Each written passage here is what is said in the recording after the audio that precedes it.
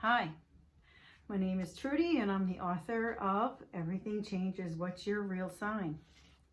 Now in this book, I outline some very important astrological information that I feel we all need to understand in this day and age. I am an astrologer of 35 years and I studied professionally. So I'm a Western astrologer turned Indian astrologer, and I have knowledge of both systems. And what I have here today is what I feel is the missing link between Eastern and Western astrology. This book is basically a very simple guide to understanding what's new in astrology, and what everybody's missing is this one vital piece of information. And that's that there's two systems of astrology. In the West, we follow tropical, and in Indian astrology or Eastern astrology, such as Tibet, Thailand, India, all that area, they don't use the same system as we do. They use something called sidereal time.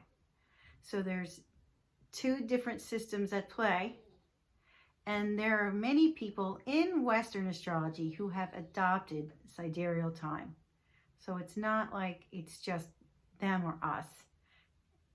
Now, when I first discovered this different system around 2003, I really didn't faze me at all. I just went on with this tropical zodiac.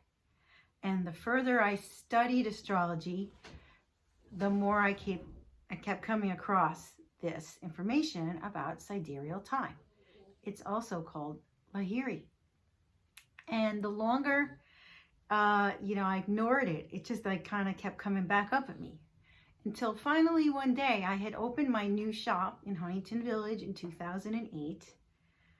And the iPhones had gotten more and more popular, and a friend of mine walks in and says, "Hey, Trudy, check out my new iPhone, and you can upload an app and have your own planetarium in your phone, and you could see where everything is in the sky." So when my friend Sean showed me his new iPhone planetarium app, the way that fate had it for me, this clicked in. The system clicked in, the sidereal system.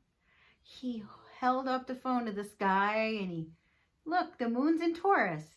And I'm like, no, the moon is not in Taurus. The moon is in Gemini. And I opened up whatever system I was following at the time. I had a Solar Fire program, which is for reading charts. And I was looking on the internet, some other astro data bank kind of daily astrology information site, and they said the moon's in Gemini. My tropical zodiac in my Solar Fire program said the moon was in Gemini. But when you looked at the sky, the moon was actually in Taurus. And I was completely like, what? What? Aren't we following real astronomy and astrology? Like, why would we not be honoring the fact that the moon is actually in Taurus? We're supposed to feel into what's happening. Astrology is an intuitive art of feeling and understanding. And if we're not tuning into and explaining what's really out there, then we're off. And we are off. We're off by 24 degrees. That is what my book is about, explaining this. And it's so simple that it's complicated to, get it so it is simple.